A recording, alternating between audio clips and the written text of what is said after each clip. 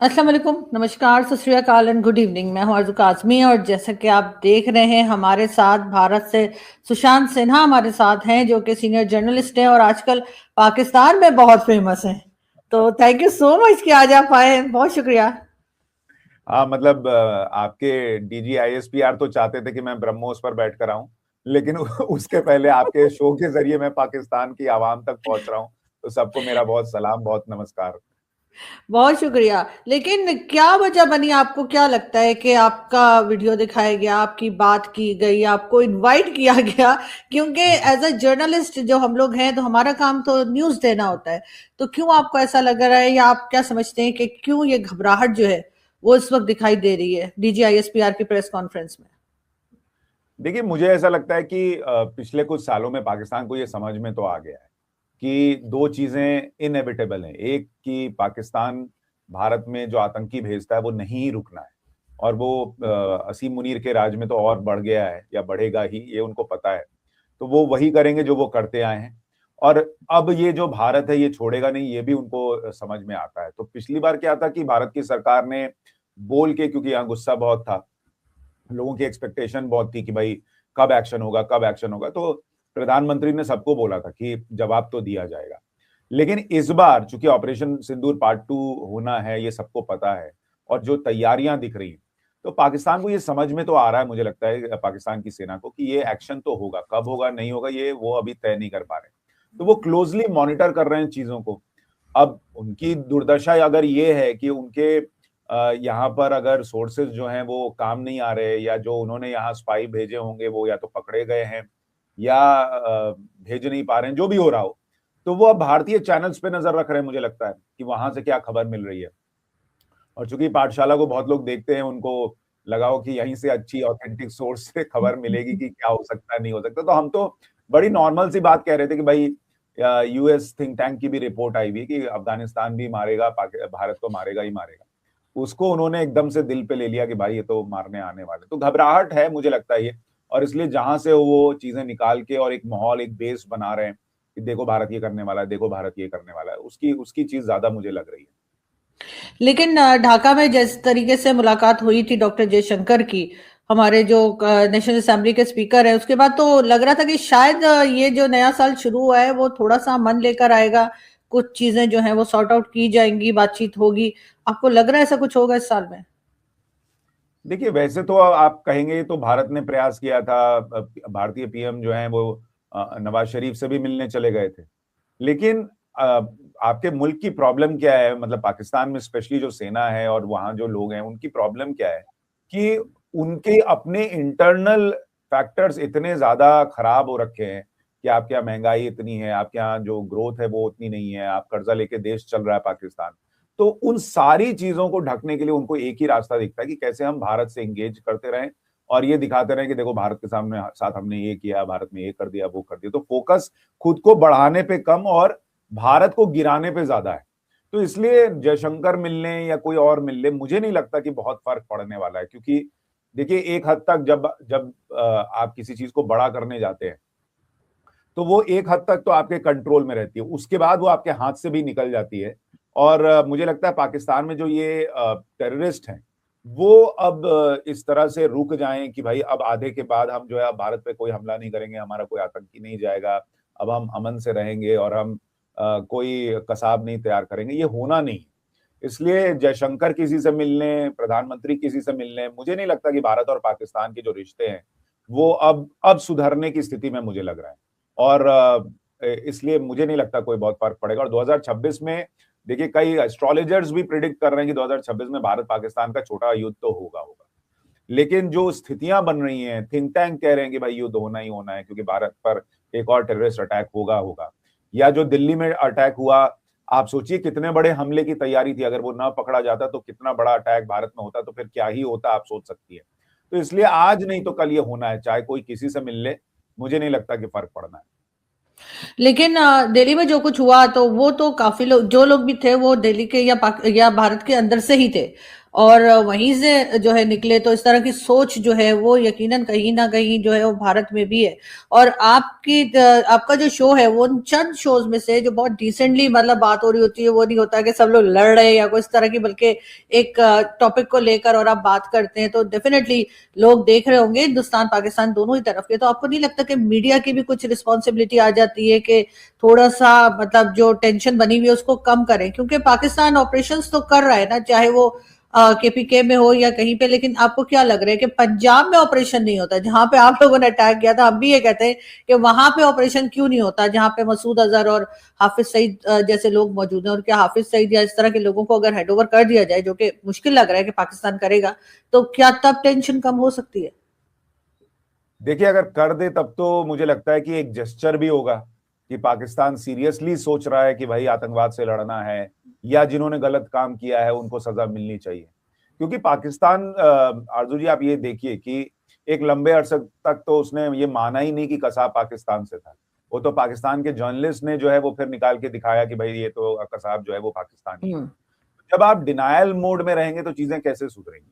और जहां तक आपका प्रश्न है कि भाई मीडिया का क्या रोल हो सकता है, मुझे नहीं लगता इन दोनों देशों के रिश्तों को लेकर मीडिया का कोई बहुत बड़ा इंपैक्ट, और स्पेशली आज की करंट सिचुएशन में। देखिए, क्या किसी आरजू काजमी की वजह से या किसी सुशांत सिन्हा की वजह से कश्मीर में टेररिस्ट आ रहे हैं?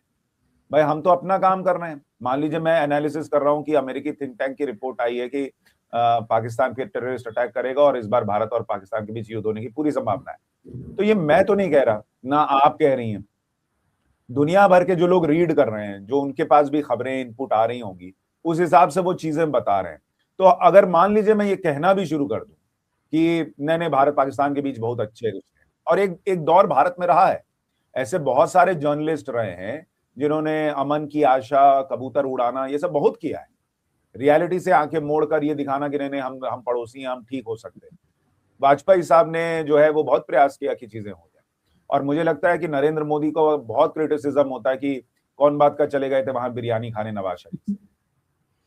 लेकिन उन्होंने भी एक ट्राई किया था, एक प्रयास किया था कि एटलीस्ट कम से कम ये दिखे कि चलो हम चाहते हैं चीजें सुधारना। लेकिन वो चीजें ना तो मीडिया की वजह से खराब है, ना वो चीजें मैं ये कहूंगा कि कोई फिल्म देखकर, धुरंधर देखकर खराब हो जा रही है, ऐसा भी नहीं। वो चीजें ऑलरेडी खराब हैं, और आप उसको आंख मूंद लेंगे, कारपेट के नीचे झाड़ देंगे तो ऐसा नहीं कि गंदगी खत्म हो जाए। हम जो कह रहे हैं रियलिस्टिकली, अब जो भारत में एक मीडिया का वर्ग है वो रियलिस्टिकली बात करता है कि ये नहीं हो सकता। और आप देखिए, दुनिया में अगर आप कमजोर रहेंगे या अगर आप दुनिया में चुप बैठेंगे, तो भाई कोई उठ के घुस के आपके राष्ट्रपति को उठा के ले जाके और कहेगा कि अब तुम्हारा तेल मैं बेचूंगा और मैं अब बताऊंगा कि उसका क्या हिसाब होगा। अगर आप कमजोर रहेंगे तो कोई जो है वो आपके आपके पूरे रिजीम चेंज के लिए अंदर ही अंदर खेल करता रहेगा।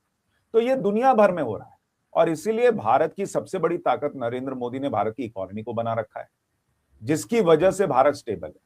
दूसरा, उन्होंने भारतीय सेना को ताकत दे रखी है कि जहां जरूरत पड़े, देखिए आप भी देखिए, गौर कीजिएगा आरजू जी की, दो लोग जब भिड़ते हैं, लड़ाई करते हैं, और उसमें से एक अगर थोड़ी सी शर्ट जो है वो हटा के दिखाए कि एक रिवॉल्वर उसने कमर में खोस रखी है, तो उतने में कई बार मसला सॉल्व हो जाता है।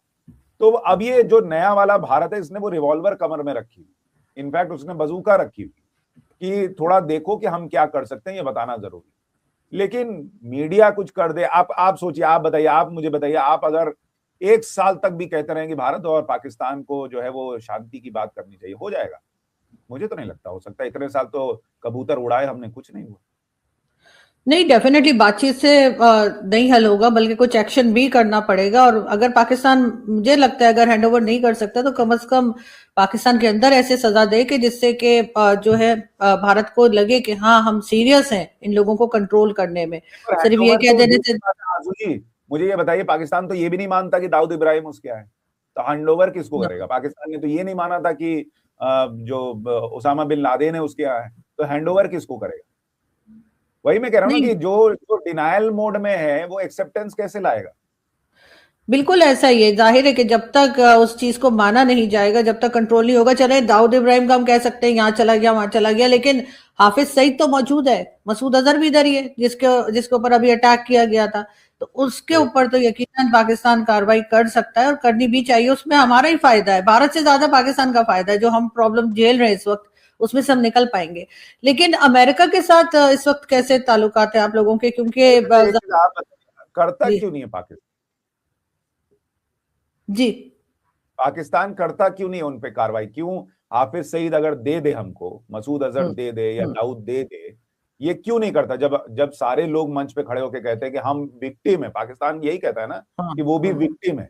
तो भाई तुम्हारे यहाँ अगर कचरा पड़ा हुआ है और तुमसे नहीं हाँ, संभल रहा, लाओ हमको दो, हम साफ कर देंगे। देता क्यों नहीं? बिल्कुल नहीं। मैं यही कह रही हूँ, ऐसी पॉलिसी होनी चाहिए कि जिससे इस तरह के लोगों की सफाई हो। यहाँ से अच्छा है आप उठा के ले जाए, हमें तो वैसे ही जाहिर है लोगों से छुटकारा हासिल करना चाहिए। लेकिन ना, पाकिस्तान ऐसा नहीं कर पा रहा। और डेफिनेटली उसमें कोई ना कोई रीजन होगा कि फिर जाहिर है कि वो चीज साबित हो जाएगी जो आप कह रहे हैं, कि हम मान जाएंगे कि भाई हमारे यहाँ से इस तरह के लोग हैं और ऐसा कर रहे हैं। लेकिन खैर, वो तो यूएस डेजिग्नेटेड टेररिस्ट है हाफिज राइट। सईद, तो उसको तो डेफिनेटली दे देना चाहिए। मैं तो बिल्कुल समझती हूँ और मैं तो बात भी इस बारे में करती हूँ। लेकिन अगर हम बात करें ट्रम्प की और मोदी जी की, तो कैसे इस वक्त चल रहे हैं आप लोगों के ताल्लुकात? और वैसे तो कहा यही जा रहा है कि मोदी जी बात नहीं कर रहे हैं और उधर से ट्रेड के ऊपर भी आप लोगों को तरह तरह का थ्रेट आ रहा है। तो क्या क्या देख रहे हैं आप फ्यूचर में? देखिए, नरेंद्र मोदी का अगर आप हिसाब देखेंगे 11 साल में, जब से वो देश के प्रधानमंत्री बने, एक चीज तो जो हम रीड करते हैं बाहर से एज अ जर्नलिस्ट, कि अगर आप ये सोचेंगे कि आप नरेंद्र मोदी से जबरदस्ती कोई काम करा लेंगे प्रेशर बनाकर, वो ना तो यहाँ का ऑपोजिशन करा सकता है और ना बाहर कोई करा सकता है। ये तो आप क्लियर मान के चलिए। नरेंद्र मोदी की सबसे बड़ी खासियत ये है कि उनका विजन क्लियर है कि वो क्या करना चाहते हैं और क्यों करना चाहते हैं और कब तक करना चाहते हैं, कब तक उस टारगेट को अचीव कर लेना चाहते हैं। आप जब डायलेमा में होते हैं, आप जब कंफ्यूजन में होते हैं कि नहीं एक काम करते हैं, इसने बोला तो ये कर लेते हैं, उसने बोला है तो कर लेते हैं, तो जब हम्म आप पे प्रेशर आता है तो आप जो है वो कम करते हैं।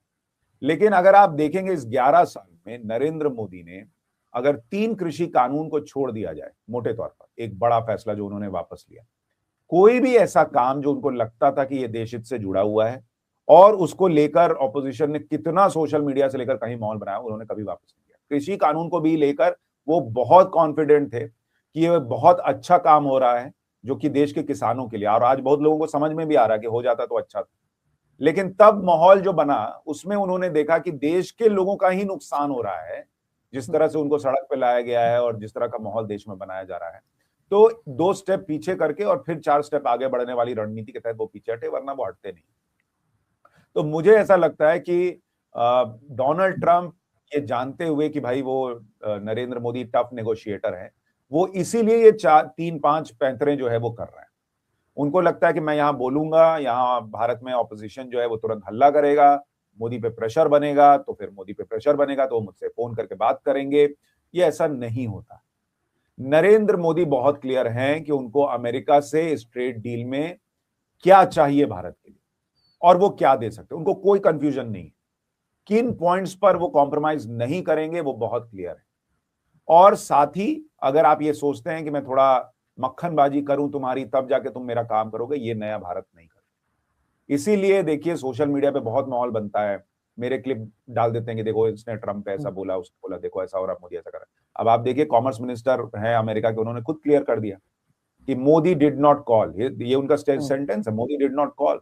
But question is why should Modi call? आप जब डील कर रहे हैं, आपके कॉमर्स मिनिस्टर मेरे कॉमर्स मिनिस्टर बैठे हैं, उनकी डील हो गई, तुम डील साइन करो, उसके बाद हम एक दूसरे को कॉन्ग्रेचुलेट करने के लिए फोन करेंगे। लेकिन डील करने के पहले तुम मेरे बॉस को फोन करो और उनको बोलो कि वाह सर आपने बड़ी कृपा कर दी। क्यों हम आपको बोल रहे हैं कि डोनाल्ड ट्रंप मोदी को फोन करें और कहें कि वाह सर आपने बहुत कृपा कर दी? तो ये माइंडसेट जो है ना, नरेंद्र मोदी इसी से तो 11 साल से लड़ रहे हैं कि जो अंग्रेज हमारे यहाँ राज करके गए और छोड़ के गए कि भाई तुम गुलाम हो, गुलाम रहोगे। मोदी इसी बात की लड़ाई लड़ रहे हैं कि हम दुनिया में खड़े होकर बताएंगे कि हम गुलाम नहीं है, हम उस मानसिकता को पीछे छोड़ा है, हम दुनिया को लीड करने और साथ लेकर चलने वाला भारत। और अब अगर वही खुद ये काम करेंगे कि भाई तुमको है सलाम हुजूर, बहुत अच्छा किया आपने, तो फिर तो उनका स्टैंड ही खत्म हो गया ना। इसलिए मुझे नहीं लगता नरेंद्र मोदी, देखिए भारत अगर आप देखेंगे आरजू जी, एक बहुत रिस्पॉन्सिबल देश की तरह बिहेव कर रहा है। डोनाल्ड ट्रंप की हर जगह जो है वो छीछा लेदर हो रही है कि भाई ये बड़बोला आदमी है, आजकल कुछ बोलता है, कल कुछ बोलता है, इनके मिनिस्टर कुछ बोलते हैं, प्राइम मिनिस्टर प्रेसिडेंट कुछ बोलते हैं। लेकिन भारत ने हमेशा, अब कल भी देखिए हमारे विदेश मंत्रालय का बयान आया, उसमें उन्होंने बहुत कैटेगोरिकली कहा कि हम ये ट्रेड डील चाहते हैं, उसके लिए जो हमको करना है हम कर रहे हैं। और ऐसा नहीं है कि नरेंद्र मोदी और ट्रंप की बात नहीं हुई। भारत के विदेश मंत्रालय ने बताया कि हमारी 8 बार बात हुई है 2025। तो हम बात कर रहे हैं, लेकिन जहां बात जिस चीज पे होनी चाहिए वो होगी, मक्खनबाजी नहीं होगी। ये क्लियर कट भारत ने बता रखा है। अब ये ट्रंप आज नहीं तो कल देखिए वो समझेंगे। मुझे लगता है कि उनके यहाँ कोर्ट से फैसला आना है टैरिफ्स को लेकर, और वो ट्रंप के खिलाफ आएगा, ये आप मान के चलिए। तो वहां ट्रंप को झटका लगेगा। मिड टर्म पोल होने अमेरिका में, वहां कहा जा रहा है कि ट्रंप को बहुत झटका लगना है। तो जैसे ही कमजोर होंगे ट्रंप, अभी ऑलरेडी कमजोर हैं और इसीलिए वो ये इधर उधर हाथ पैर मार रहे हैं ताकि उनकी राष्ट्रवादी छवि चमके, लेकिन और जितना वो ये कमजोर होंगे, ये झटके लगेंगे, at the end of the day उनको भारत से डील करनी ही होगी। वो जिस स्थिति में है वो स्थिति बहुत लंबी नहीं चल सकती। देखिए, लास्ट टाइम जब वो एज अ प्रेसिडेंट आए थे तब तो उनकी भारत से बहुत ज्यादा बन रही थी, और इस बार पाकिस्तान से बनती दिखाई दे रही है। अब क्या रीजन हो सकता है, आप क्या समझते हैं? क्योंकि बार बार कभी लंच पे बुलाया जा रहा है, कभी तारीफें की जा रही हैं, और हमारे अपने लोगों को नहीं पता कितने जहाज गिरे, लेकिन ट्रम्प हर दूसरे दिन बता देते हैं, तो फिर वो भी अपना नंबर चेंज कर लेते हैं। हम वो क्लिप भी चल रहे हैं प्राइम मिनिस्टर शहबाज शरीफ के, वो 3 से शुरू होकर और 8 तक आ चुके हैं। तो ऐसा क्यों हो रहा है? क्योंकि ये वही ट्रंप है जिन्होंने बहुत ज्यादा पाकिस्तान को क्रिटिसाइज भी किया था एक जमाने में, आपको याद होगा, कहा कि जी $33 बिलियन खा के भाग गए और काम नहीं किया, उस तरह की चीजें हुई थी। तो अब अचानक से हम फेवरेट कैसे हो गए आपके ख्याल से एज ए जर्नलिस्ट, और भारत से इतनी नाराजगी क्यों है? देखिए, मुझे लगता है ट्रम्प जब अपने पहले टर्म में आए थे तब उनका फोकस अमेरिका था, अमेरिका को आगे ले जाने को लेकर था, और इसीलिए उनकी जो विचारधारा थी वो नरेंद्र मोदी और यहाँ जो राइट विंग की विचारधारा है उससे मैच कर रही थी। तो वो अपनी आइडियोलॉजी के साथ उस टर्म में आगे बढ़ रहे, तो उनकी भारत के साथ दोस्ती चल रही थी। जब वो सेकेंड टर्म में आए, एक तो उस टर्म और इस टर्म के बीच में जो उम्र उन पर हावी हुई है, पहली चीज तो वो। दूसरा, मुझे लगता है कि जब सेकेंड टर्म में वो आए हैं तो आइडियोलॉजी से ज्यादा उनके अपने पर्सनल थॉट प्रोसेस हावी हो चुके हैं। तो पाकिस्तान से दोस्ती इसलिए है क्योंकि बेटे का हित उसमें है, दामाद का हित उसमें है। अब वो देश का हित अगर सोच रहे होते तो वो भारत से करते। अगर वो अपना ईगो साइड रखकर अपने अमेरिका का हित सोच रहे होते तो वो भारत से अभी तक डील कर चुके होते। इस टर्म में मुझे लगता है कि डोनाल्ड ट्रंप ने अपना फोकस खो दिया है। और ये सिर्फ मैं नहीं कह रहा हूं, ये मेरा एनालिसिस नहीं है, आप दुनिया भर की न्यूज रिपोर्ट्स पढ़ लीजिए। एवरीबडी इज सेइंग कि डोनाल्ड ट्रंप जो है वो इस वक्त ईगो में काम कर रहा है, अहंकार में काम कर रहा है। और इसीलिए देखिए, मैंने आपको थोड़ी देर पहले कहा था कि नरेंद्र मोदी की सबसे बड़ी स्ट्रेंथ ये है कि उनको बहुत क्लियर है कि वो क्या कर रहे हैं, क्यों कर रहे हैं और कब तक अचीव करना चाहते हैं। उनको कोई डाउट नहीं है, उनका ईगो वो साइड रख देते हैं। अगर उनको लगेगा कि भाई ये देश के अपमान से जुड़ा मामला नहीं है, खाली मेरा मामला है, तो वो कर लेंगे उस चीज को। लेकिन जहां देश की बात आएगी कि भाई तुम मुझे नहीं, तुम मेरे देश को नीचा दिखाना चाह रहे हो कि भाई अमेरिका के सामने भारत को झुक के ये डील करनी पड़ेगी, मोदी नहीं करते वैसा काम। इसलिए मोदी और ट्रंप में इस बार नहीं बनती, क्योंकि ट्रंप अपने निजी हित को देखते हुए, अपने पर्सनल ईगो को देखते हुए चल रहे हैं। मोदी जिस तरह से 11 साल से चल रहे थे वो वैसे ही चल रहे हैं, क्योंकि मोदी के लिए देखिए, मोदी का विजन है 2047। उनके लिए विजन है कि भाई भारत को, मेरे को थर्ड बिगेस्ट लार्जेस्ट इकोनॉमी बनाना है। तो वो उस दिशा में काम कर रहे हैं। डोनाल्ड ट्रंप को लगता है मैं अमेरिका हूं, मुझे क्या जरूरत है, मैं सबसे पावरफुल हूं। जब आदमी इस सोच में चला जाता है कि मैं सबसे पावरफुल हूं, दुनिया को मेरे सामने झुकना ही होगा, वो ईगो उसको खा जाता है, और ट्रंप को वही ईगो खा रहा है। बिल्कुल ऐसा ही लगता है, लेकिन बहरहाल हमारे साथ तो आजकल ट्रम्प की बहुत बनी हुई है, तो हमारे यहाँ जो है बहुत तारीफें की जाती हैं। लेकिन लास्ट में मैं आपसे यही पूछूंगी कि कब आ रहे हैं फिर आप पाकिस्तान, और कैसे आ रहे हैं? मतलब बॉर्डर से आ रहे हैं, ब्रह्मोस पे आ रहे हैं, या कैसे आ रहे हैं? और यकीनन इस बात को लेकर के मीडिया जो है वो कहीं का भी हो, चाहे पाकिस्तान का हो चाहे भारत का हो, उससे लोग इतना खौफजदा क्यों रहते हैं? कभी सोशल मीडिया हमारे यहाँ बंद किया जाता है, कभी भारत के मीडिया को कहा जाता है, और यही हाल जो है वो मेरे ख्याल है पूरी दुनिया में एक तरह से मीडिया आपके ख्याल से इंफॉर्मेशन दे रहा है या डराने का काम कर रहा है। और आपका शो से तो आज मैं यही कहूंगी कि बहुत मजा आया वैसे देख के। पता नहीं, जब भी मेरे कोई दोस्त उनकी अगर वीडियो चल रही होती है, चाहे वो मेरे गौरव हो चाहे गौरव सावंत हो या आप हो, तो बड़ा मजा आता है, मुझे बड़ी हंसी आती है। मैं कहती हूँ चलो अच्छा इनकी वीडियो भी आ गई। तो अब आपकी बारी है, वो दोनों भुगत चुके, अब आपकी बारी है। क्या कहेंगे कि मीडिया से इतना इतना डर क्यों होता है लोगों को?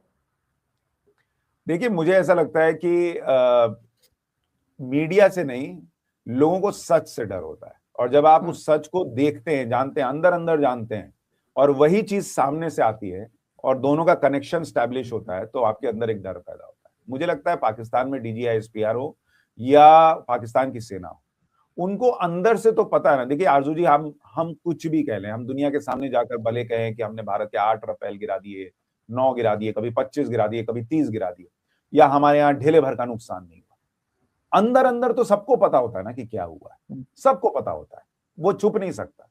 तो जब आपको अंदर ये पता है कि मेरे साथ ये हो चुका है, मुझे ये बहुत मारा है और फिर मारने आएगा, तो अब हम क्या करेंगे जब हम पिछली बार ही नहीं कर पाए।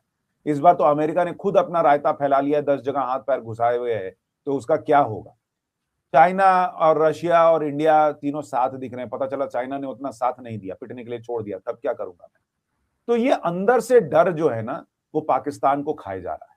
जब वो टीवी खोलते हैं और पाठशाला मान लीजिए लगाते हैं और देखते हैं कि यार ये तो वही बात हो रही है, इसका मतलब आ सकती है भारतीय सेना, वो डर बढ़ जाता है। हम बूस्टर का काम कर रहे हैं, हम डर पैदा नहीं कर रहे हैं, डर ऑलरेडी अंदर है पाकिस्तान। हमारी सच्चाई देखकर वो बूस्ट हो जाता है। इसलिए मुझे लगता है कि आप सही कह रही है कि पाकिस्तान को ये सोचना चाहिए आरजू जी कि 1947 में 2 देश एक साथ चलना शुरू हुए और आज भारत कहां है। दुनिया भर की संस्थाएं क्यों कह रही हैं कि इंडिया इज द प्लेस जहां लोगों को इन्वेस्ट करना चाहिए। क्यों पाकिस्तान को इतने साल से दुनिया भर से हाथ फैलाकर अपना देश चलाना पड़ रहा है? क्यों? आपके पास संसाधन की कोई कमी नहीं है। इनफैक्ट मुझे तो कई बार लगता है आपके पास ज्यादा संसाधन है भारत के मुकाबले, अगर आप देखिएगा। सिर्फ और सिर्फ जो विजन की कमी है पाकिस्तान के अंदर, जो उन्होंने फोकस किया कि हम भारत को कैसे 1000 कट्स दें, हम भारत को कैसे नीचे कर दें, उसकी जगह अगर पूरा फोकस लपेट लेते, समेट लेते और अपने देश पे लगा लेते, तो मुझे लगता है पाकिस्तान को इसकी जरूरत ही नहीं पड़ती कि वो हमारे यहाँ टेररिस्ट हो। आप क्यों कश्मीर पे फोकस कर रहे हो? अपने यहाँ पीओके को तो पहले ऐसा बना के दिखाओ कि दुनिया कहे कि यार देखो क्या पीओके बना रखा है। वो तो आप बना नहीं पा रहे, आपका फोकस ही गलत है। और इसलिए मुझे लगता है कि ये लड़ाई चलेगी। 2026 में आपको कुछ दिवाली के पटाखे सुनाई देंगे, हो सकता है मार्च अप्रैल के आसपास हो सकता है सुनाई दे, इस बार दिवाली पहले आ जाए। मैं उन पटाखों को लेकर नहीं आऊंगा मैं सैटेलाइट के थ्रू ही आता रहूंगा और मैं पाकिस्तान से लोगों से कहूंगा कि पाठशाला में हम बहुत रिसर्च के साथ ऑथेंटिक खबरें लेकर आते हैं, एक एनालिसिस करते हैं। वो एनालिसिस ऊपर नीचे 19-20 हो सकता है, हम उसके क्रिटिसिज्म के लिए तैयार हैं। सोशल मीडिया पर जो लोग हमारे क्लिप्स काट काट के इधर से उधर से और कुछ और बनाकर उसको पेश करने का प्रयास करते हैं, मैं उनका भी धन्यवाद देता हूं कि आप इसका मतलब हमारा शो देख रहे हैं। आपको भी अंदर ही अंदर पता है कि अगर इसको नुकसान नहीं पहुंचाया तो सच देश तक पहुंचता रहेगा, इसलिए वो हम पे निशाना लगाते हैं। तो डीजीआईएसपीआर से लेकर यहाँ के ट्रोल्स तक सबको मैं बहुत अच्छे स्वास्थ्य की कामना करते हुए शुभकामनाएं देता हूँ। आप लोग ऐसे ही पाठशाला देखते रहे, हमारा काम तो हम कर रहे हैं, जो हम कर रहे हैं करते रहे। बिल्कुल ऐसा ही है, और लोग आपका शो देखते रहेंगे बिल्कुल। लेकिन लास्ट में एक चीज जो है वो माजरत के साथ के वो जो हुआ था ऑपरेशन सिंदूर के वक्त, जो आप लोगों ने अपने मीडिया पे बातें की थी, मेरा ख्याल है उससे थोड़ा सा अवॉइड करना चाहिए। इसलिए कि एक तो वो बहुत ज्यादा हो गई थी, और दूसरा ये कि उसमें कई चीजें गलत भी हो गई थी जो कि एक्चुअली आपने बड़ा अच्छा मुद्दा छेड़ा है लास्ट में जाते जाते। तो मैं ये बताऊं कि देखिए उसमें जो भारतीय मीडिया ने कुछ चीजें बताई ज्यादा, मुझे इसमें कोई गुरेज नहीं है कहने में, लेकिन उसमें 2 चीजें हैं। एक कि उसमें से ज्यादातर चीजें जब बाद में प्रेस कॉन्फ्रेंस भारत ने की तो उन्होंने बताया कि उन्होंने वो चीजें की थी। कुछ चीजें जो नहीं हुई उसकी एक बड़ी वजह थी जो लोगों को समझनी चाहिए। देखिए एक होता है फॉग ऑफ वॉर, जब वो हटता है तो चीजें साफ दिखती हैं, लेकिन उस दौरान भारतीय मीडिया ने, हमारे क्या सोर्सेज है कि हम क्या है कि मान लीजिए डिफेंस में कोई आदमी है, सेना में कहीं कहीं कहीं कहीं कोई लोग होते हैं जिनसे आप जानकारी जुटाते हैं कि क्या हो रहा है नहीं हो रहा है। अब उस टाइम में रियल टाइम में हम जानकारियां जुटा रहे थे और दे रहे थे। उसमें अगर हमने 10 चीजें बताई और अगर 2 गलत हो, तो वो ये नहीं था कि हमारा प्रयास था कि कोई हम झूठ बताए। लेकिन कई बार होता है कि आप जब सोर्सेस से जानकारी निकालते हैं, जो कि मीडिया करती है, आपको पता ही है कि मीडिया इसी तरीके जी से खबरें निकालती है, तो उस दौरान जो है वो 1-2 चीजें गलत हुई और उसको हमने माना कि हाँ भाई ये चीजें ठीक है, नहीं हुई, उसमें कोई बुराई नहीं है। लेकिन हमने जो चीजें सही बताई, वो भी हमने देश तक पहुंचाया था और आगे हम प्रयास करेंगे कि भाई अगर 7 सही बताई थी तो 10 की 10 सही बताएं। ये भी हमारा प्रयास रहेगा। इसमें कोई गुरेज नहीं है कहने में कि कहां कुछ गलतियां हमसे हुई थी। लेकिन वो उस सिचुएशन में भाई हम कोई खड़े होकर संजय तो है नहीं कि लाइव देख रहे हैं और आपको बता रहे हैं। हम भी सोर्सेस से जानकारी जुटा रहे हैं और वो सोर्सेस में गलतियों की संभावना रहती ही रहती है। बिल्कुल ऐसा ही होता है और डेफिनेटली पूरी दुनिया में ये चीज चलती है कि कहीं कहीं पे न्यूज जो है वो थोड़ी सी इधर उधर हो जाती है और उस पर डेफिनेटली नेक्स्ट डे जो है वो लोग क्लियर भी कर देते हैं। बहुत शुक्रिया कि आपने आज ज्वाइन किया, थैंक यू सो मच। और हमेशा की तरह बहुत अच्छा लगा आपसे बात करके और लोग आपका शो देख रहे हैं और जो नहीं देख रहे वो अब देखा करेंगे। इसके लिए आपको हमारे DGISPR का जो है ना यकीनन शुक्रिया अदा करना चाहिए कि जिन्होंने आपका क्लिप लगा दिया। बहुत शुक्रिया सुशांत। मेरा शो आपको सिर्फ और सिर्फ मैं इतना कह सकता हूं कि कंटेंट की वजह से पसंद आएगा। नहीं पसंद आएगा तो हम पैसे नहीं वापस कर पाएंगे क्योंकि हम पैसे लेके एंटरटेन नहीं कराते DGISPR की। और वैसे जो उन्होंने कहा कि पैसा वापस, तो पैसा तो हम आज तक किसी का वापस नहीं किया, आपको पता है, ना सऊदिया का ना UAE का। तो आप लोग भी बिल्कुल इस चक्कर में मत रहिएगा कि पैसा वापस होगा अगर आपको मजा ना आया। Thank you so much. Thank you so much, thank you so much. Thank you, नमस्ते।